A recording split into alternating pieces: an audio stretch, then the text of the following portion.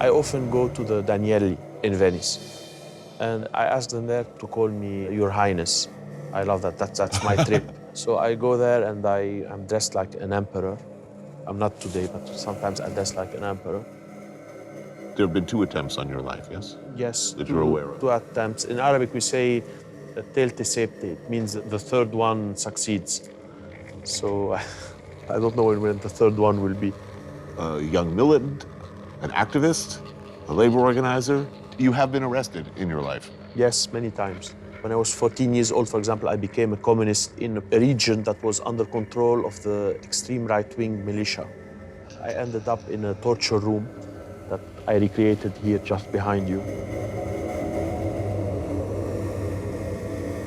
Later, after joining and then leaving the Lebanese army, Michel Eleftheriadis formed the MUR, an armed revolutionary group. And yet here you are, your life now is music and culture. I think that I was made to be a musician, but when war happened in Lebanon, I took a gun. I understood that I cannot face someone who's attacking my house with a guitar. In 2003, by now a music producer, entrepreneur, politician, artist, author, and filmmaker, he founded the Beirut Music Hall in a bullet-pocked theater empty since the Civil War. This is his kingdom. Some people come because it's trendy. They come with their sexy ladies. Some come because they like to discover new things. You have per night up to 15 acts, each act coming from a different culture. Who needs culture? I think that culture can save the world. ISIS, those criminals who are not very far from Lebanon, someone who read interesting books, someone who listened to beautiful music cannot become an animal again.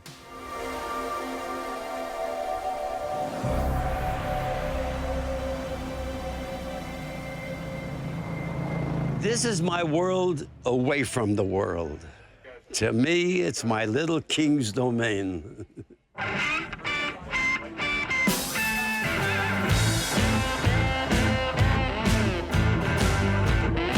There's one place I keep coming back to. It's a place where if you look deep enough, ask the right questions, you can get a whole history of Miami from one man. This man, Matt Klein.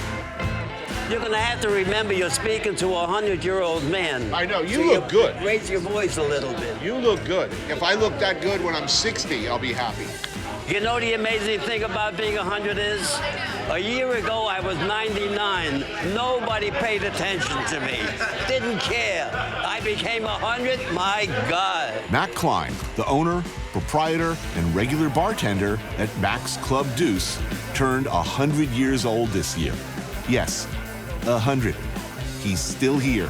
The cigarette smoke and dark, dank atmosphere, clearly good for a guy who's seen it all.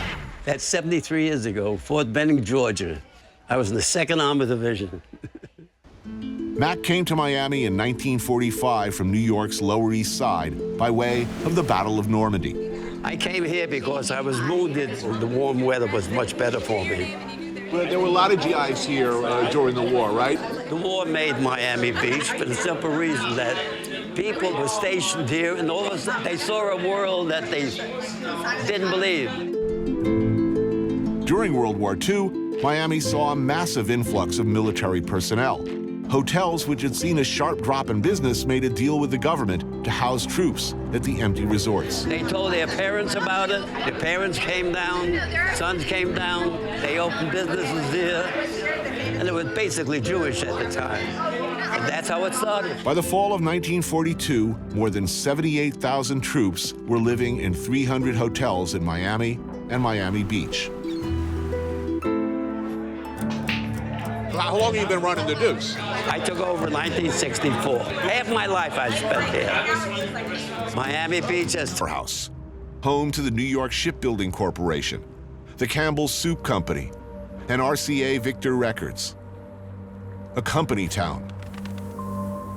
About 80,000 people live here today. That's the same number of people who were employed during its heyday. Nearly 40% of the city's high school students don't graduate. The entire police force replaced by the state. More than 1/3 of city residents live below the poverty line. Voter turnout, not good. If there's any place one could be forgiven for just throwing your hands up in the air and giving up, it's here. But no. Cities with serious problems need extraordinary people. And Tawanda Jones is clearly an extraordinary person. When you give, especially to someone who is really in need, I feel, it makes me feel complete. Her late grandfather, Walter Green Jr., was a former military man, an employee of RCA, and a bodyguard for the great boxer, Jersey Joe Walcott. He was just like the protector. If you need anything, you go to Mr. Dynamite. That was his nickname. He was also a man who believed in being part of the community. When Tawanda was 15, she was asked to lead a local drill team. Unfortunately, it soon lost its funding. Walter purchased 80 uniforms and 3 drums to give them a start. Move! Our demons fed not that we're inadequate. Our demons fed that we're powerful beyond measure. Today, CSS, the Camden Sophisticated Sisters drill team, which includes the Distinguished Brothers and TAPS, the almighty percussion sound, have over 320 participants.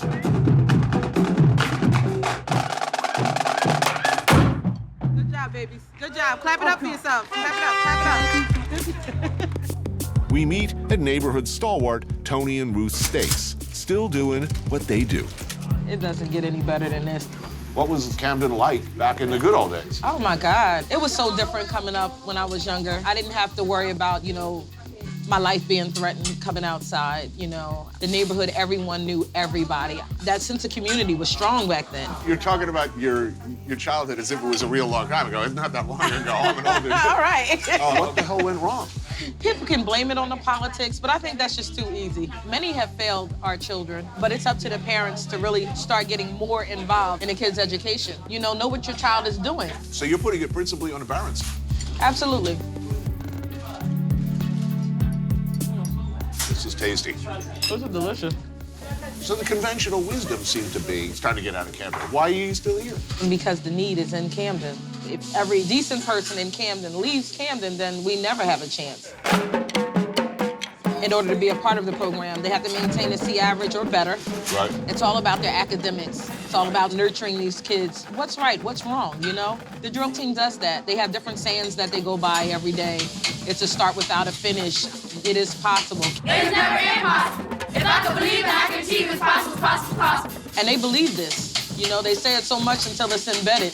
Tawanda has helped CSS support itself with financial assistance from fellow parents and some fundraising, temporary help and donations from small businesses. But surprisingly for a group with a national profile, no lasting support from official organizations or national institutions, public or private. Yet, she perseveres. A lot of your practices are done outdoors. Right. All-weather type of a situation. Yes, we've been under bridges, everything. Over 28 years, we've been outside. Their safety is the most important to me, but it's been a blessing and a curse, because you'll have the corner boys come up to you and ask you, Miss Wawa, are you having practice outside today? And I'll say, yeah, and they're like, today's not a good day. And I'm like, okay, all right, thank you very much. That's nice. Right, and I appreciate it, trust me. How do you keep these kids off the corner? I'm quite aware that times are hard, but I just tried to show them an alternative route, saying that there's so much more out there than this. Some of them call me Major Pain, but it's all out of love. They need that structure and discipline in life, period. To go to work, to go to school. They're doing it because it's fun? Right. But it's hard. Yeah. You're asking people to do a hard thing, and they're doing it. Yeah. And I gotta ask, I'm gonna guess that in the years that you've been doing this, you had to have had your heart broken many times. You had to have seen kids who you really believed in fall by the wayside. And I'm guessing a lot. How do you go on? We do have a lot of sad stories, but we have more good. Our good outweighs the bad, And I keep going just for that reason. Before I was a little hard on myself, and I used to actually think that I could save all the kids. I know that's not the case.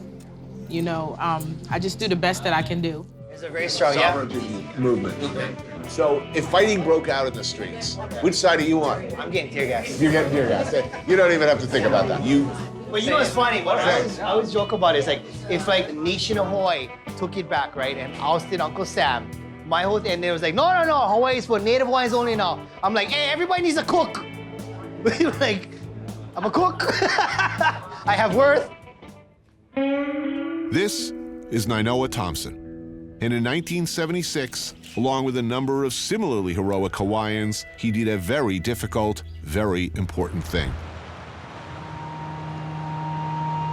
Before 1972, it was generally assumed, even insisted upon, that Hawaii had been settled originally by some random savages who'd maybe drifted over accidentally from South America.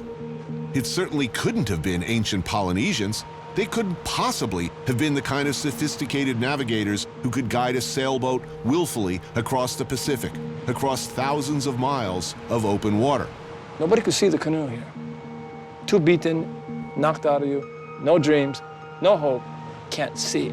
The Polynesian Voyaging Society, with the help of crew members like Nainoa Thompson, set out to prove that that was exactly what did happen. There were those in the community that loved this canoe, prayed for it, and there was those that feared this canoe because they sensed change. You have a 62-foot, 12-ton voyaging canoe. I mean, it was powerful. It changed everything. The Hokulea, a double-hulled sailing canoe, a replica of the kind of craft believed to have been used in those times, and using only primitive, contemporaneous navigational tools, sailed 5,500 miles to Tahiti and back. A trip that helped spark a Hawaiian renaissance, a rebirth of pride and interest in traditional Hawaiian culture and identity. The success was monumental. It changed worldview. That our ancestors were powerful, they were extraordinarily intelligent, they were courageous, and they were skilled. And so we come from them. Thompson is a legendary waterman, and he's continued to sail on Hokulea's missions. Native Hawaiian, his roots in this valley go back 200 years. My grandfather was born here. So I grew up milking cows with my grandfather. He spent many years learning traditional Polynesian navigation techniques from a master, Mau Pailog, of the small Micronesian island of Sarawak. This is a man that was chosen by his grandfather. At 1 year old, he was put into taipo to be trained in learning the wind and the water. And at 5 years old, he was sailing with his grandfather. And then he would never say that as some sense of abuse, but only love. He says, yeah, when the wave make the canoe move, the canoe make me sick. My grandfather threw me in the ocean so I can go inside the wave. And when I go inside the wave, I become the wave. And when I become the wave, now I'm navigator at 5. So when I approached him, he just said to me, you're too old. You want someone to know everything, send your son to my island. But he said, I'll teach you enough to find the island you seek, but I can't teach you the magic.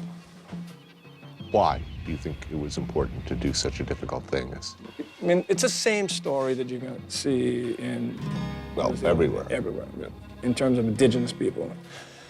My father's mother, nearly pure Hawaiian, chooses not to teach her children language or culture or genealogy. Where do you come from? Who's your family? What's your link? And that could have been 100 generations. What the voyage did was a reconnection back to feeling wholesome about who you are, because knowing where you come from and who are your ancestors. So Hokulea, when it got to Tahiti, it was their canoe. This wasn't our canoe, it was theirs. Right. And so that it started to ignite this flame, again, symbolic. Some films, of course, resonated more than others. The power of the visual image intensified maybe by what was going on just outside that dark room. Films could be inspiring. They could also be dangerous. It was so magic to me. I mean, they still are. To go to a film, especially a dangerous one that was just where the subject matter and the content was different, and to see that, it just, oh my God, what do I do with my life now after seeing this? This theater, by the way, is now named in his honor.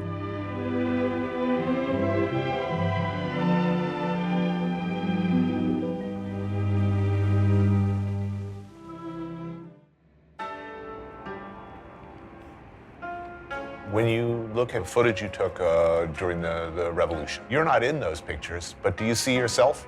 I mean, do you remember what it felt like? I remember that I was actually fed to death. Shooting actually those Russian tanks, going through there, that can shoot me. I felt that I had to photograph it. Tanks were going from one side to the other side of the Danube, and There were tanks coming across this? well, yes, actually, it was a pretty cold day too. Yeah. Not this cold, but it was raining, it was bad weather, so it was very much, in sync with what was happening in Budapest. After the war, a Cold War. Hungary now found itself firmly in the grip of the Soviet Union. Germans had been replaced by Russian commissars and their obedient Hungarian functionaries. Young Vilmos Zsigmond was now at film school in Budapest, learning his craft, along with his new best friend, who'd also go on to become a legendary cinematographer, Laszlo Kovacs. Then, in 1956, something amazing happened. Hated emblems of red tyranny went down as Hungarian patriots for 10 glorious days sent Russian armored might reeling in a struggle which pitted raw courage and rifles against tanks. A few blocks away, where the statue of Stalin used to be, and then the first night, actually, when the revolution started, the people wanted to take the statue down. It took about a couple hours, actually, to cut Mr. Stalin's legs off. They actually dragged him around the city, the next day. People and took pieces home as a souvenir. To date, this was something that had never been done. The Hungarians took to the streets. A revolution.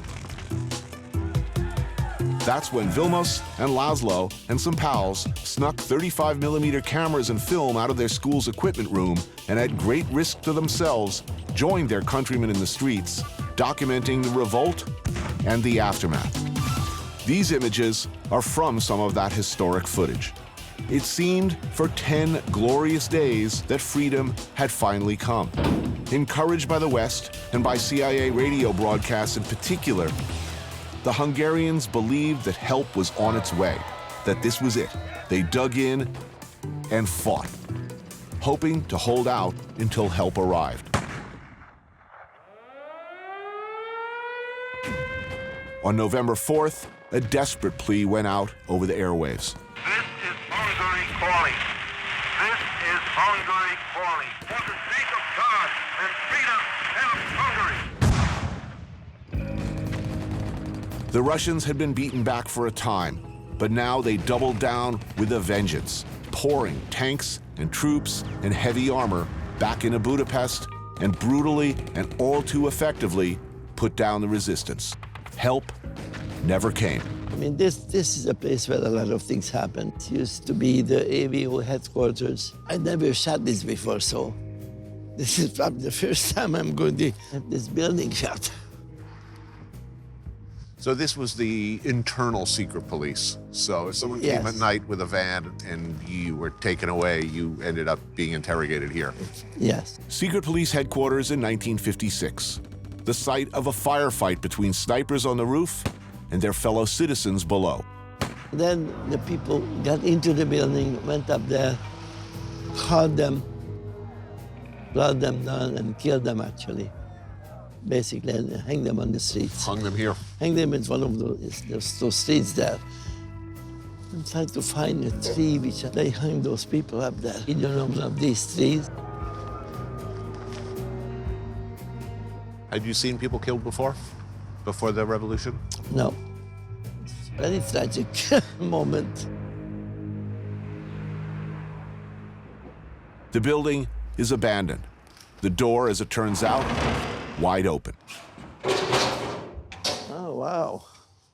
Oh, look at that.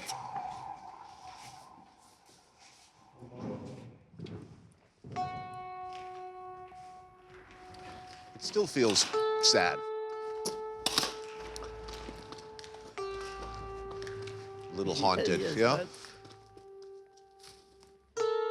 Those were vicious times, People's life was not not really important for these people. They were cruel. Picking up people at midnight and taking them somewhere, and some of them went to Siberia. The whole thing. Oh, ridiculous.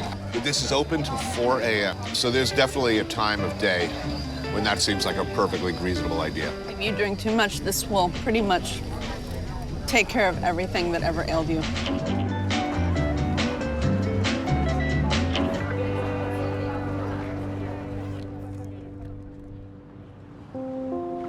Long a refuge for people from all over the Caribbean basin and Latin America, Miami was also an inviting place for Americans who just wanted to get off the grid, live differently, make their own rules. If you've ever read the excellent Travis McGee novels of John D. MacDonald, you'll remember Travis, the mystery-solving boat bum who lived on a houseboat in Miami, the Busted Flush. People used to live like that. Less and less today. When my wife passed away a few years ago, I was living in a condo and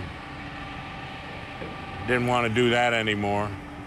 Now I'm on this piece of iron. Bob D'azevedo, a.k.a. Captain Bob, however, is still here and still living on his boat in the Miami River. We sit out here and we look like we're enjoying ourselves, but it's really hard work. You know, just sitting here looking pretty. It's not for everybody, so. But yeah, it's a good life. What it has is, if you show aloha and you give without asking, the Aina is gonna recognize it and it's gonna shower its blessings upon you. So, you think traditional Hawaiian culture and lifestyle has a chance against the modern world? I think so.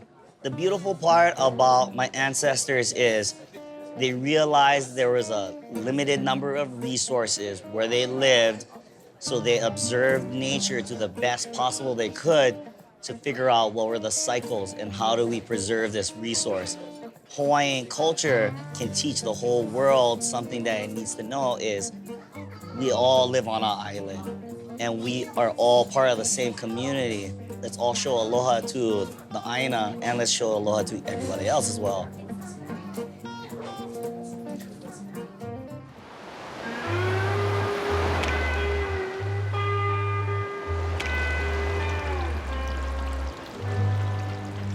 An extraordinary man lives in this house.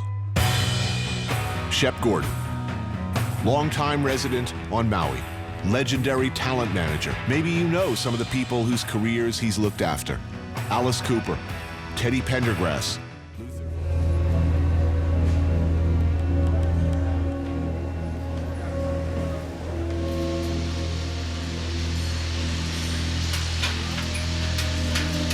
The last 2 times I've been here, there's just this never-ending building boom.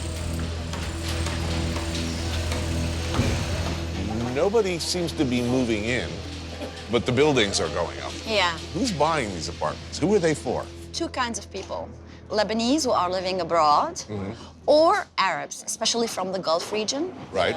For whom Beirut is a relatively liberal wonderland of permissiveness compared to Riyadh, for instance. Compared to Riyadh, yes, but unfortunately, we cannot generalize this and say that Beirut is a place where sexual expression is encouraged.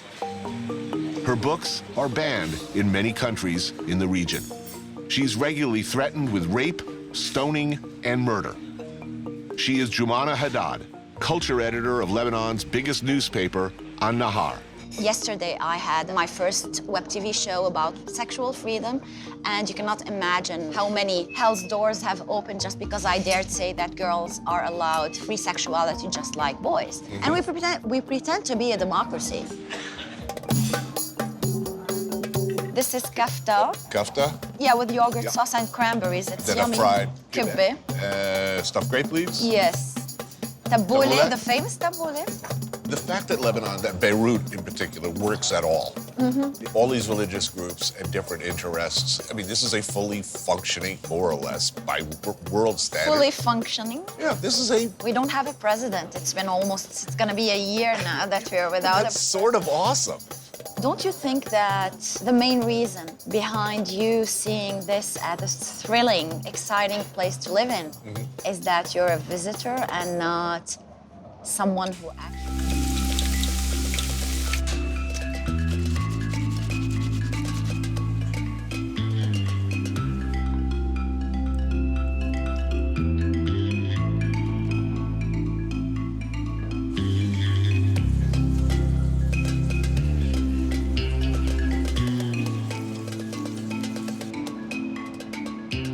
Hello. How do you know? I'm Tony. I'm Rawan.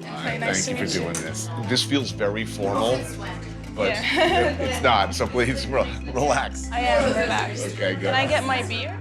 By all means, yes, please. Lots of people come here. They're mostly musicians and artistic people. Lots of jamming happens here. It's like more of a family hanging out. This cafe is a typical Beirut establishment with a clientele from Lebanon, from Syria, and any number of other countries. The owners are both Lebanese and Syrian and acutely aware of the tricky political realities with which they must live.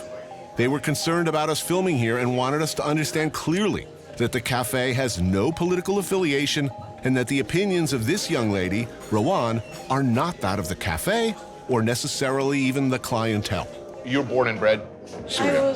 I was born and brought up in Syria, in Damascus.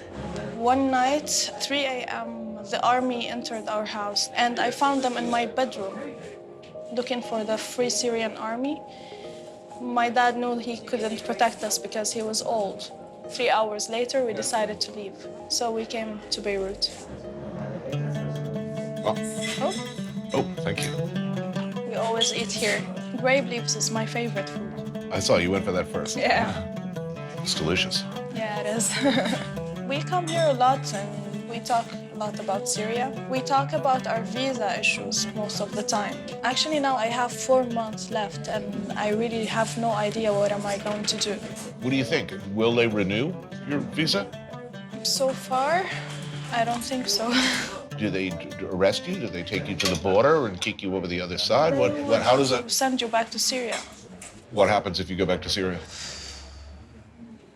Most probably die on the way, or to some people get arrested or be taken to the army. How different is Damascus from Beirut? Oh, it's really, really different. See, it sure looks like paradise to me. This guy knows. He's been everywhere. He's Paul Theroux, novelist, essayist, and legendary traveler and travel writer. Of all the places he's been, all the places he's seen, he chose Hawaii to live. And he's lived here for 25 years. Does it matter that it's America? No, that's the big thing, that it is America. It has elements of the third world, the nicest elements of the third world, which is funky. There's self-respect, there's pride, there's things that don't work at all. And then it's Main Street USA, where we are now. I mean, there's PTA meetings here. They get together and watch the Super Bowl. And it's the most Main Street USA, or as much as you will find. Town is a neighborhood spot in Honolulu's Kamuke district. And as Hawaii is the only state in the union that allows dayboat fishermen to sell directly to restaurants, the pan-roasted mahi-mahi is pretty damn good. It's not a particularly welcoming or friendly part of the world, contrary to the sort of the aloha myth. No, that's right, that's right. But no island is. Nantucket isn't. The Isle of Wight isn't. Name an island. They want foreigners in Corsica. Sicily, they want foreigners there. No way, no way. Did anyone ever come to an island with a good intention? People. No, never in the history of the world. Best case scenario, bring syphilis. Yeah. Pretty much. Yeah. Yeah. I mean, at the very least. Captain Cook put his sailors ashore in Ni'ihau, which is just a little bit northwest of here. He was the first haole, and like Magellan.